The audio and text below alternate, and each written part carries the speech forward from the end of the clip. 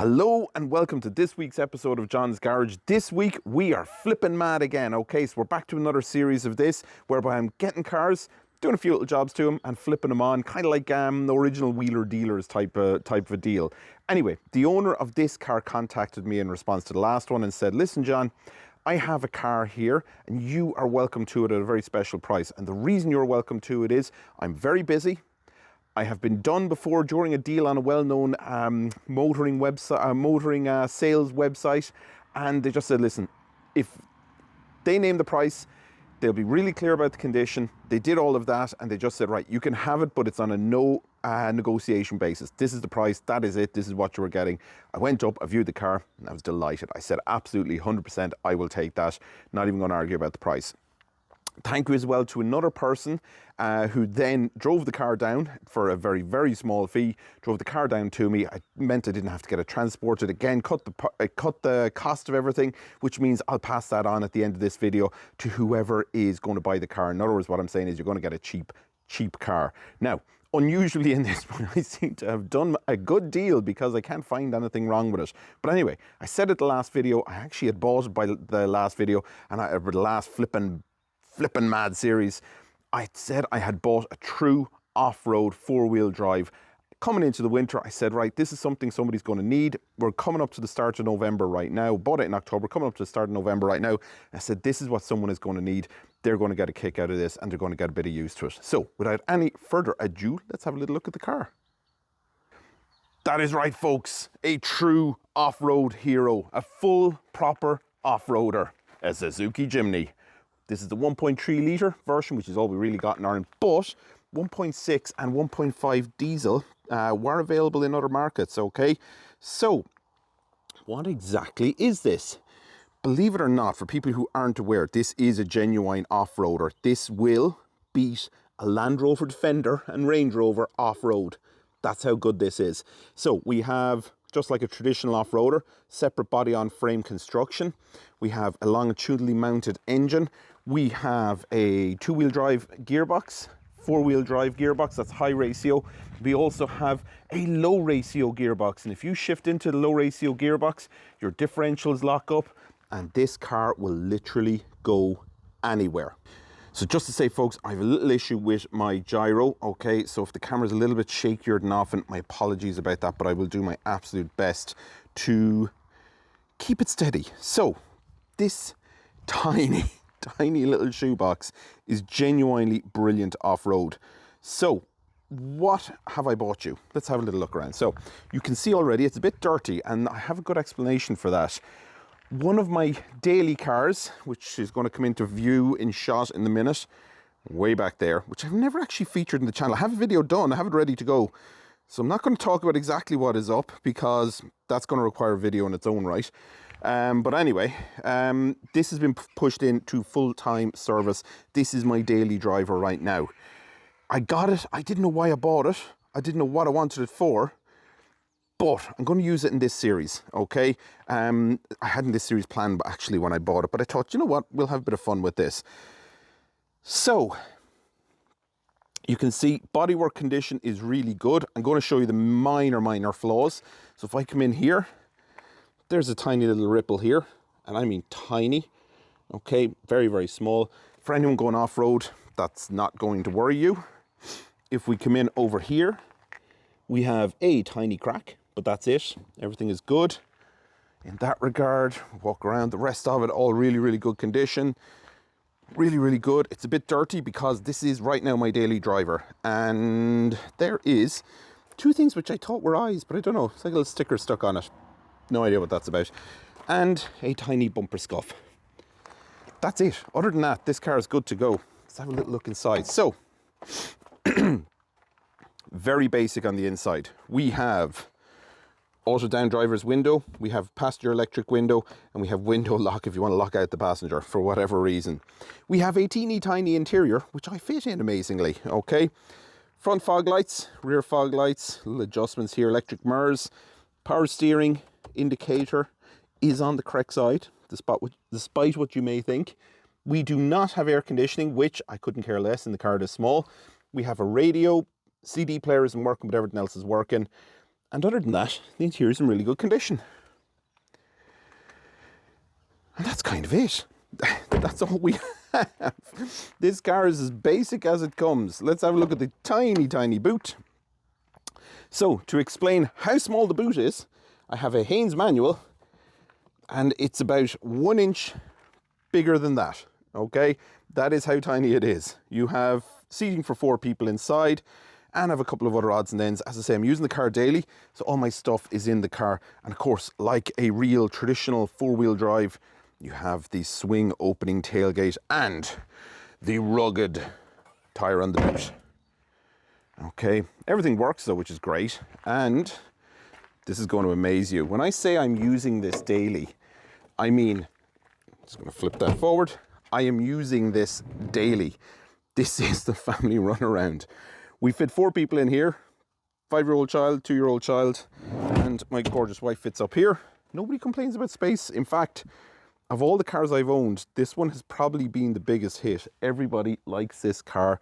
Nobody hates it, which is very unusual for me, because generally it works the opposite way around. One other thing I forgot to say on the inside of the car, there is Bluetooth. So you can hook up your phone. Not so much the tunes though, but your phone can hook up. Now, the car was, in fairness to the previous owner, spotlessly clean when I got it, but because I'm driving this every single day, it's not so clean. Now, let us have a look at some of the reasons that I bought it. I don't know if it's shown up in camera too well, but this car has just had 4 new Maxxis all-season tyres fitted all round. All tyres are new, which is great because that saves me the money. Hey Skippy, it's my neighbour's dog. Come to the interior. This car has also just had a service. So I serviced a couple of months ago, okay? And currently, so it's up until 192,000 kilometers. Here is one of the 2 keys. So I got 2 keys with it. Put that in there. What mileage is on it right now? 181,960. Radio works. And that's it. Now, for those of you wondering, well, there has to be a catch. Well, there is a catch, okay? And the catch is this. I have a short NCT. Now, that ordinarily might seem like a big issue to you, but in this it could be. These rust if they're not looked after. Put that back up there. These rust very, very badly if not looked after. So that is kind of my biggest worry with this. Is this going to rust? The other big worry I have is, does the 4-wheel drive system work? Because let's face it, although these are brilliant off-road, they're seldom used. Now, I'm going to start this. There we go. Starts up, revs up nice and clean. No warning lights. It actually sounds really, really cool. Okay, anyway. I'm just going to turn the fan off for a second. Can I test this? I can test this here. I know it's activating, but I don't know whether it's actually working. So we're in 2-wheel drive right now. That's fine. You put your foot down on the clutch, like so. Then you press the button. And up here on the dashboard, I can hear clunking and so on and so forth all around. The 4-wheel drive symbol, the same in 4-wheel drive, is working. Again, foot in the clutch. This time we're going to go to 4WLL. So we're going to lock the differentials. And we've got the low range gearbox, and that's it. Apparently, it's all working. But we need to test that, all right? So we need to figure out whether that's actually true. I'm just turning everything off there now. Sorry, I thought I turned everything off. Ah, now I've turned everything off. There we go. So, what I can hear in the background is, I don't know whether the video is picking it up. Look at that tiny, tiny interior. We all fit in this car. And as you can see, it's lovely and clean. Everybody's happy to fit in here. It's actually great. It's proved to be a massive hit with my family. Oh, there's 3 little screws up here. I'm wondering, does that have something to do with this Bluetooth, the powered Bluetooth kit, which kind of goes the same size, so I don't know whether it's to do with that or not. But the Bluetooth kit is working. And you have dual airbags if you would like to crash this. And I would not advise it because it's tiny. Anyway, what is it like to drive? I've been driving this quite often, and first impressions are, it's like a really posh Land Rover Defender. That's exactly what this feels to me. Really posh Land Rover Defender, everything solid, everything works. Driving position's pretty okay. All right, so no issues in that regard, but I do have an issue. If you remember back to the Skoda video, I said I hurt my back, and I'm in a lot of pain the whole time now, and my movement just is not as good. And so I chose to use this. I thought, hey, the upright driving position here is going to suit me. Unfortunately, I don't know what it is about it. It's giving me awful back pain. I'm just going to turn that off. It's giving me awful back pain. So I will do a more comprehensive road review in the next video. And well, we got to test that off-road system. So I'm going to do a more comprehensive off-road review. Oh, we didn't look under the bonnet of this thing. Let's have a little look under there. True Japanese, it's there. Okay, we come around. Oh, it's cold this morning, folks, and I came out without my t-shirt, in just a t-shirt, because that's how I roll. And there we got the engine. Longitudinally mounted 4-cylinder. We have a fairly new looking battery in under here. All the fluids are good. Yeah, hold on. Let me just drop down or lift up, I should say, the bonnet stay. There we go. Okay. So, tiny little bits of surface rust. They're nothing to worry about, so I'm not even worried about them, okay? Wouldn't even feature on my radar. What I would like to check, though, is... Jesus. Things are always so stiff. There we go. And we bought a dud. Nope. That's 2 weeks of use. It is perfect. Okay, no mayo there. Let's make sure I screw that back on. Coolant is exactly where it should be. Dipstick. We got tons of oil. Beautiful, beautiful oil in there. So that's all good. Yeah, overall, it's really, really good. I'm really, really happy with it. Now, we'll think for today, we're going to leave it there. And I think what we'll do, I'm just going to put the bonnet down. I think what we'll do is we'll take this for a little road test. I'm joined by my little man, Owen, and we're road testing the Suzuki Jimny. So I wanted to show you that this particular car is family friendly. Owen, have you enough space back there? Yeah. And Owen, do you want to say hello to the camera? Hi. All right, that's my eldest son, Owen, back there. So Daddy's doing daddy daycare duties today. So in order to fit in a filming, we're going to do the road test together, and we'll see how that'll go. So join us in the road test. All right, so driving the Suzuki Jimny, what's it like? Well, a long time ago, I did a review of a Land Rover Defender, and it didn't do well at all. Okay, let's be honest. The video did not do well. It's still in the hundreds or something like that. I don't know what went wrong. But anyway, this Jimny reminds me of a huge amount of a Land Rover Defender. But what strikes me most is that it's not an uncomfortable Defender. It's like a Land Rover Defender in terms of seat and position, your view out the road, its off-road ability and capability and all that. But this one's reliable. It doesn't leak oil everywhere. It doesn't break down. It doesn't have electrical problems with the few electrics that are in it. So it's a Japanese Land Rover Defender, okay? And it's very dogged off-road. Now, your camera is probably picking up that I am using all of the revs, because that's how I figure it's best to drive this car. It seems to be really high geared, really, really high geared, which means if I don't use all the revs, I end up going nowhere. It ends up being incredibly slow, and the bodywork shakes and shimmies. But if you give it all the beans, it's not too bad. Up to about 80 kilometers an hour, and then that's it. That's kind of really, it just seems to die after that. So, what overall is it like? Well, listen, don't buy this car if you want to go anywhere fast. It's not that kind of car. I have had it at 120 on the motorway. It is not an experience I would enjoy all the way to Dublin, but it did make it there.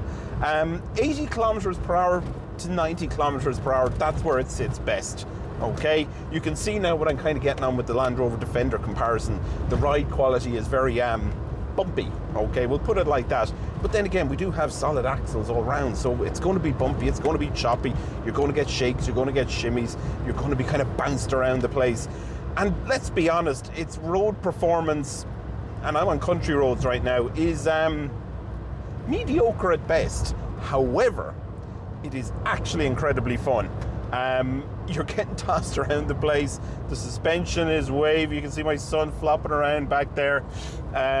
It's an experience all of its own. Now, it's quite charming. I can't quite explain.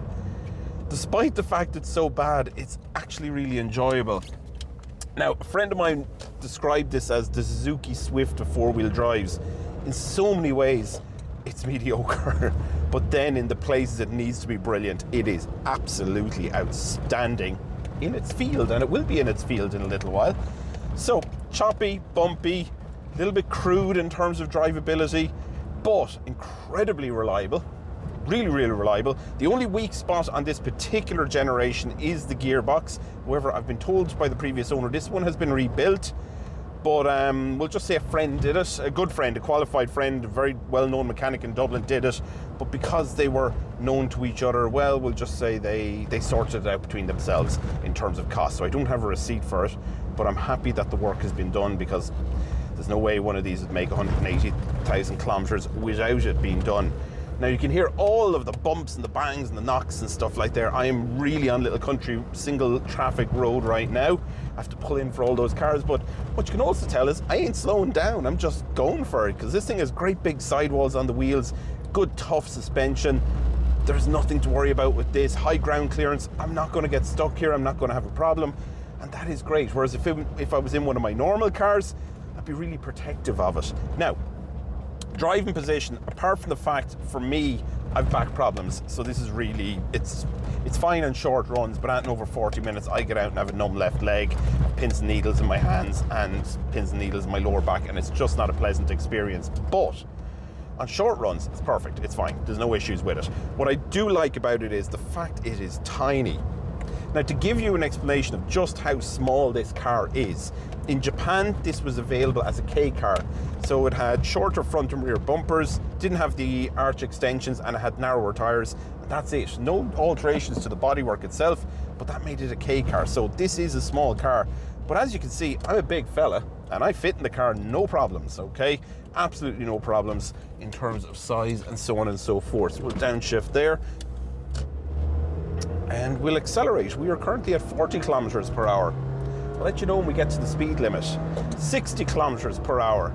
We're barreling on now. We're hitting 70 kilometers per hour. We're giving it all the beans. We're at 4,500 RPM. We're up into fifth gear. We're at 80. Or sorry, that's fourth gear. We're at 80. We're at 85. We're approaching 90. Let's go to fifth. We are dropping back down from 90 to 88, and there's a roundabout up here, and I have to slow down. So this is a 100 kilometer stretch of road. Maybe we'll try that 100 kilometer dash again and see how that goes. No shakes or shimmies. It's all good. The brakes are very, very good. So I was telling you, I didn't actually show you the receipts, guys, in the last one, but the previous owner, the service dated in June, included 4 new all-season Maxxis tires. Right, let's start that acceleration run again. Actually, no. 4 season all max, 4 all-season Maxxis tires. There's tons of tread left in those. It was serviced in Price's garage in Roundwood in County Wicklow. That's not due until June 2024, or at 192,000 kilometers. Go on, we're at 95. We are really going for this time. Up to fifth gear, kind of dies off in fifth gear, but that's okay. We're still at 95. I still have my foot down, and bingo, we've hit the speed limit. So it's not a fast car. So you kind of might be wondering, well, what is this good at? Well, we'll find out. We'll test everything in this car, and we're going to find that out. And I'm not going to be using off-road tires either for it. So we'll, fingers crossed, I got the young guy with me. Fingers crossed we don't get stuck. Okay, a couple of differences between this and the previous, I won't say generation, but the previous iteration of this, I suppose the Phase 1 Jimny. The gearbox is the big change. The engine was also changed as well, and very few subtle changes around the body, front bumper mainly, and lights. But one thing they did away with, and I don't like it, I'd prefer if it was here, is the second gear shifter. So 4-wheel drive, 4 high-low and all that kind of stuff used to be selectable with a second gear knob. That's no longer the case. I think what they've done is they've removed it, but you set up a vacuum system whereby you depress the clutch, press the button, and then it actually manually shifts itself. But it is working in this car, but I want to double check and I want to be triple checked. So as I say, we're going to check that off-road. Interior fit and finish, it's actually pretty good. There's no rat. Who am I kidding? There's loads of rattles, but everything's solid, everything works. We have a really good heater, unlike a Land Rover Defender. We have a really good radio, you can hear it, unlike in a Land Rover Defender. We have a comfortable driving position, unlike in a Land Rover Defender. We have seat adjustment, unlike in a Land Rover Defender. We've good space in the back, don't we, Owen, for you? Yeah. Perfect. And what about your sister Anna when she's with you? Yeah. And what about Mammy when she's sitting up front? Yeah. Can all four of us fit in here comfortably? Yeah. Good man. That's my little... And Bella too. Bella's our dog, so Bella can fit up front as well between Mammy's legs whenever we go somewhere in this. And we have done it, folks. I'm not lying. We have done it. We have electric windows up front. We have no movement in the windows in the rear. As I said, really good heater. You have a cigarette lighter, which is actually currently plugged into a little hole that's there in the dashboard, which is fine. There's some little blank missing. We have massive wing mirrors, and these are great. You can see everything out of these. They're brilliant, and they have a really good quick demister setting, which is great. As I said, the driving position in this weirdly is quite commanding. You're up high, you have great visibility all around. I'll actually be honest, my wife loves driving this car because she can see everything out of it. And again, the previous owner had brand new wiper blades fitted, front and rear, all your window washers work, and so on and so forth. We're going to get really lucky, folks, and I'm being really sarcastic in saying that. It's just starting to rain, and we're going driving across land. The land is already saturated, and we don't have off-road tyres. And that's it. Now, I've come up behind a van.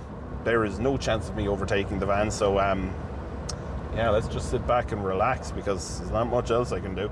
Now, so what else can I tell you about the interior of the Suzuki Jimny 1.3 VVT?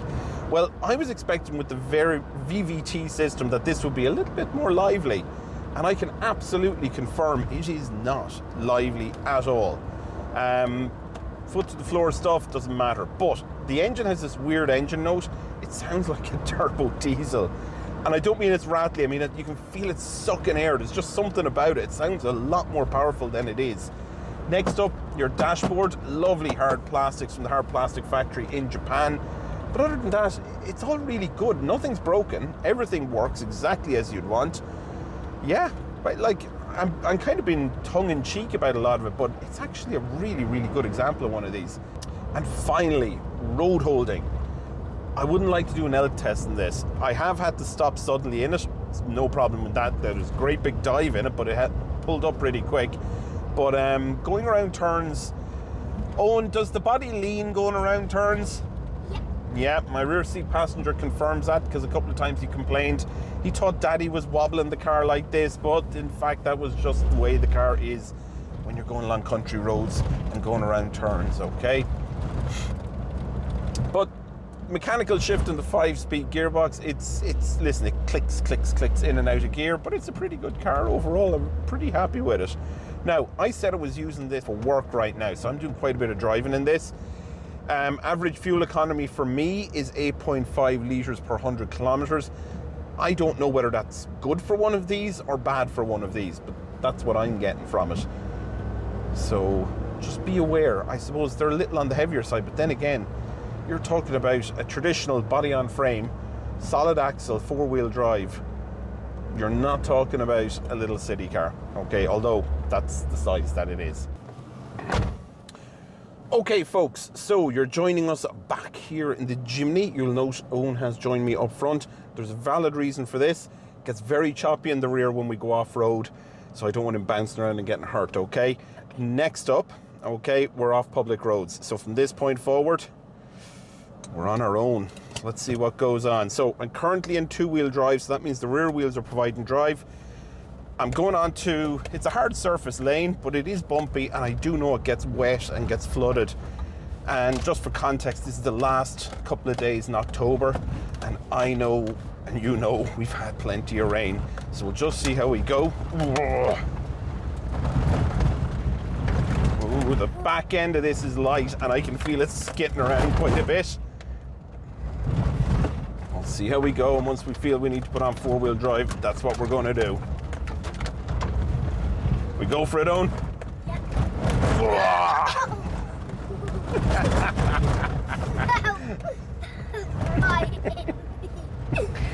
So as I say, these are great crack, and anyone can enjoy them. That's why I'm kind of glad that Owen's here today, so that you guys can just see it's not just me, these are really fun.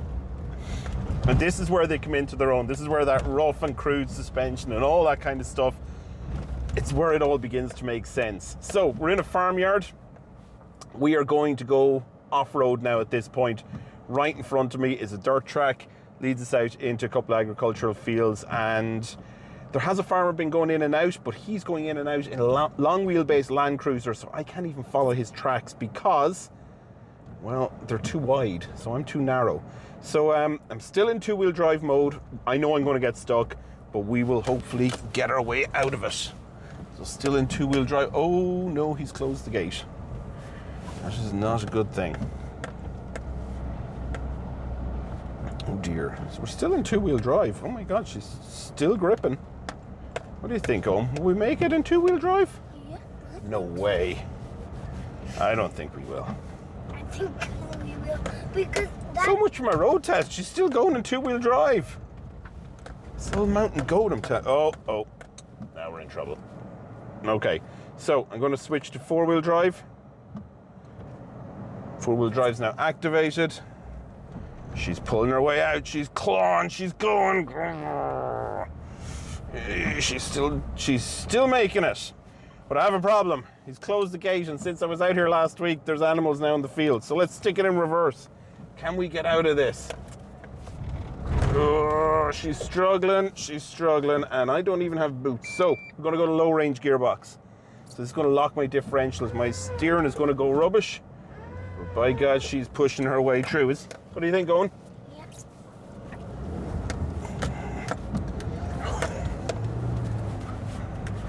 She's doing it. Oh, little mountain goat. Will we try go up that field there? Let's see what happens. So when you lock the differentials, your steering goes kind of crap. But she's still going. Oh, shit. What? There's a fence there and I didn't see it. Oops. Oh. Joys of four-wheel driving. There's a little fence and I didn't spot the thing, so a little wire. So you stay there a second, Owen. I'm just going to flick that off the Daddy, what bonnet. is it electric? I'm going to find that out.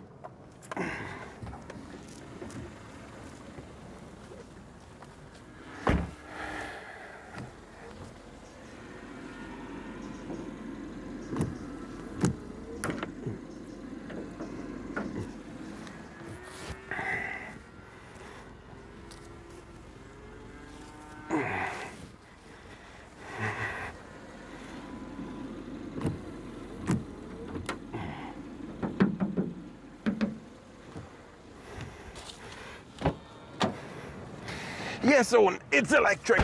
Ooh, I wasn't quite expecting that. So. Oh, Daddy, now this car got even more power than it had. Well, Daddy feels it's pretty powerful, but anyway. I suppose the main thing we're trying to test is, does the four-wheel drive system work? The answer to that is absolutely yes. Whoa. It's looking at the chimney. It is, isn't it? Now we're just going to claw our way forward up in second gear. Whoa, she's sliding everywhere. Isn't she? Yeah. Whoa.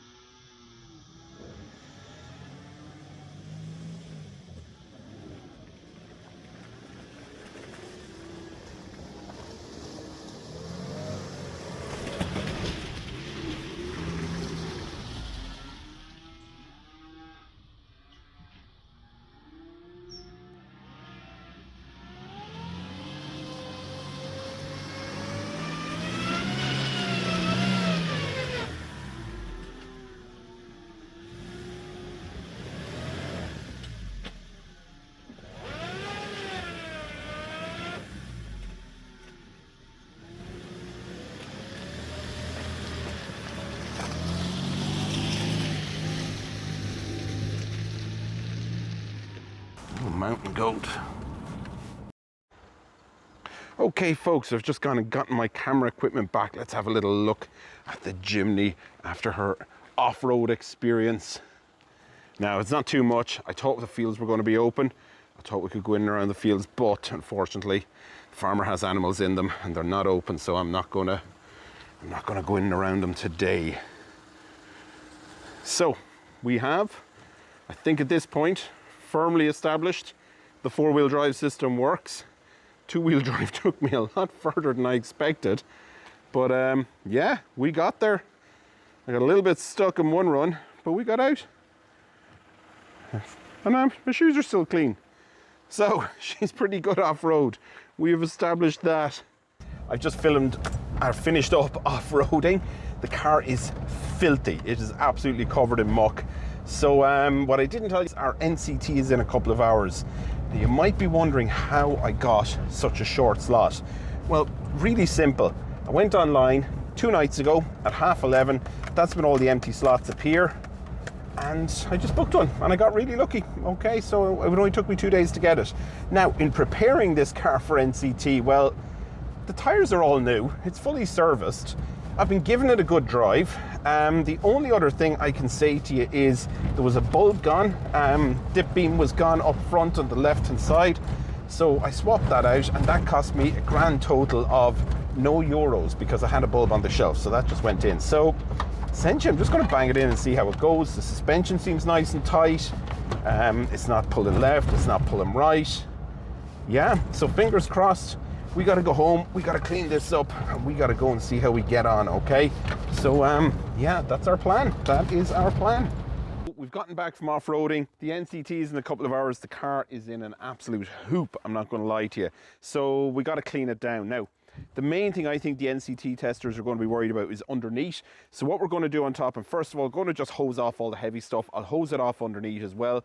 I'll then do a quick foam wash and just a quick hand wash. I'm not a detailer, and I've 2 kids behind the camera and a dog and a wife, and I honest to God do not have time to spend a whole day detailing this car for an NCT. Now, my big worries, okay, with wanting to clean up the chassis underneath with this are rust. Now, I can't see any rust. Genuinely, there's a little bit of surface rust on the axles, on the suspension components. Other than that, I can't see anything, which makes me think this is possibly a good solid car. So I'm going to spend a bit of time cleaning down underneath. I want the NCT tester to be able to get a good look at it. I'm not trying to hide that, and I want you guys to make sure that you get a good car once this is all complete. And yeah, that's it. I've made sure to pre-knot all of my my hoses here in the garden, including the one on the power washer. So yeah, let's see how this goes. Anyway, I'm going to get going. I'm just going to remove the heavy dirt first. No point in putting on a foam wash, I don't think, at this point, until I have this done. So here we go.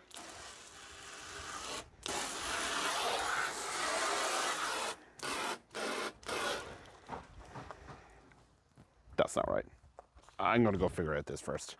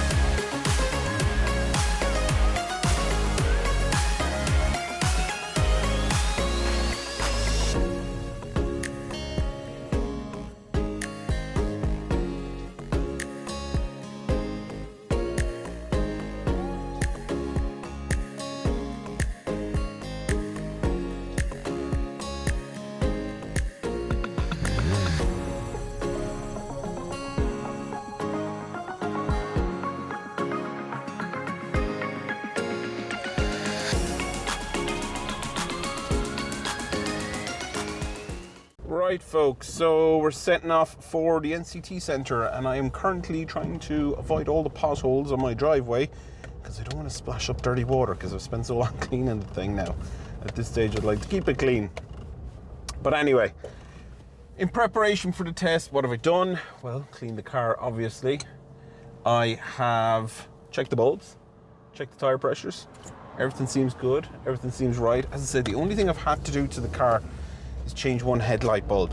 Other than that, it all seems pretty good. I'm pretty confident, assuming there's no rust where I can't see it, that we're going to have a positive result today. So fingers crossed. This has been a pretty straightforward sale so far. Not sale, but pretty straightforward preparation so far, which I'm not going to lie, has me a little bit worried because there's always a kicker. There's always something that goes wrong, something that's unexpected, something rust related with cars like this, and that's why I'm terrified. But touch plastic because there's no wood. Everything seems really good. The car is driving great. Fifth gear, 85 kilometers per hour, going around the turn, not toppling over. We are in a good position. So my fingers are crossed that this goes well. As I say, there's nothing visual I can see. I've cleaned down the underside of the car. There is surface rust on patches on like the axles, suspension parts, anti-roll bars, but all the bushings are good. It's tracking straight and true. The bodywork is exemplary as far as I can tell. So it just depends what the NCT tester finds. So yeah, let's get on with it. I won't be filming in around the centre, by the way, because I know the guys there don't like that. Big signs up around it, so I'm not trying to irritate them. I don't want them to fail this. Pass this blooming car, for God's sake. So yeah, let's see how we get on. So folks, we are out of the test and we are on the way home. And one of my fears with this car has unfortunately come true. You know, the Skoda was nice and straightforward. The Rover 75 that I kind of done the channel before, that was nice and straightforward, relatively speaking. The Renault 19, well, that's not straightforward at all. That's an absolute pain in the rear. And such is life. I'm afraid to say that our Jimny passed the test. And why is that a bad thing? Because, well, it's all been straightforward. Typical Japanese reliability. For content, I suppose it's a bit dull. Man gets car, man cleans car, man tests car, car passes NCT, man flips car. But listen, we are trying not to spend money here. We are trying to get up and get into that special car, which I haven't defined yet. I don't know what the special car is. I just don't know how far we can take this. Now, if this thing fails to sell, my family love it. And I find it desperately uncomfortable, but it's the joy that it's bringing everyone. I'm in two minds as to whether I should sell it or not. What I would love to do is get a camper roof box, because we started going camping this summer and, well, the weather wasn't on our side, but it was great fun. But anyway, I'm going home, folks. I'm going to polish this up and I'm going to put up a for sale ad, and we will see if we can get a sale on it. I'm really hopeful. It's got long NCT, I think 13 months NCT at the time of filming right now, or is it 14 months NCT? I can't remember, I'm bad with dates. But anyway, it's the end of October, so we'll figure that out. 13 months NCT, that would be more right. So 13 months NCT, it's about to click over 182,000 kilometers. It's driving great. It's really fun. It's brilliant off-road, and it's in really good condition. And the NCT tester genuinely said it's really clean underneath, and he meant rust and dirt. He was happy. He said he said that, listen, I can see you've cleaned this up. I really appreciate that. So that was great. It was a really smooth test. Really happy. So yeah, thumbs up. Let's get this one moved on. And as I say, if it doesn't move on, I'm happy to keep it and move something else on. Maybe my MR2. I have that for sale. If that sells, maybe I'd keep this. We'll see. So folks, I've advertised the Suzuki Jimny. I've had it on a couple of owners groups. I've had it on a couple of motoring forums, and I got a bit of interest, but not as much as I was hoping. That meant I had to resort to advertising it at an astronomical price of €40. world is cowped at the minute. Anyway, €40. I took out the premium ad. I've ticked all the boxes and said, right, let's get this motor shifted while I'm on holidays, okay? And I had a bit of interest, okay? Lots of messages using the messaging service of a well-known deal-making website where deals are done, okay? But nothing was really coming to fruition. Getting stupid questions. Take $1,000 today or 1,500 right now. And I was like, 1,500 what? Magic beans? Bugger off. Anyway, last night at about, I think it was 10 to 9, got a message from a guy and he asked a couple of questions. He made an offer. I said, listen, that's not enough. But I said, I can get it pretty close to that price for you if you're genuine and if you come and look at it and if you don't mess me around. I said, if you don't mess me around, this is the price for you. And he came back. He said, listen, I can go to €50 less than that. And I said, right, I'm not splitting hairs. If you're genuine, ring me. No call. Bugger. Anyway, got up this morning, sent him another message and said, all right, I said, car's ready to go. If you're genuine, give me a call. Nothing. Anyway, fast forward. I'm trying to get another car here repaired and text the mechanics. Said, could you come and sort this car? And next thing my phone rings. It's like, all right, this is the mechanic telling me he's on the way. Anyway, your man just says, right, I'm about half an hour away. Is the car ready to go? I was like, oh yeah, okay. Chelsea's were still in the back of it. So the guy's on the way. That's why this is a little bit, I haven't got gel in my hair, I haven't done anything. There's a little bit slapdash. He's on the way. Fingers crossed, okay, we make the sale to the first viewer. If this is like the Skoda Octavia, the first person who comes and sees the car will buy the damn thing, okay? So I said, like, just text him back and said, hope you have cash with you, right? And that was basically it. So haven't had a chance to give the car a clean. It is as it is. He's going to see it in all its glory, child seats and everything. So yeah, seemed like a really nice guy, just back from Australia, likes going hunting. And somebody had said that to me previously, that these are a really, really popular car among people who like to go hunting. So who knows? That'll leave me in a bind. What am I going to sell? What am I going to sell then next? Will we do this again? I said I'd do 2 cars, see how it goes, see what people think. Would I sell my MR2? Ignore that car. The Opel isn't mine, but what about the MR2? Would we flog that? Would I put my money where my mouth is? Incidentally on that, I did put my money where my mouth was. I sold my Megane to finance this, and yeah, let's see where it takes us. Okay, so buyer's on the way. Fingers crossed we have a sale today. I'll check back in with you and let you know what happens in the end, okay? Fingers crossed.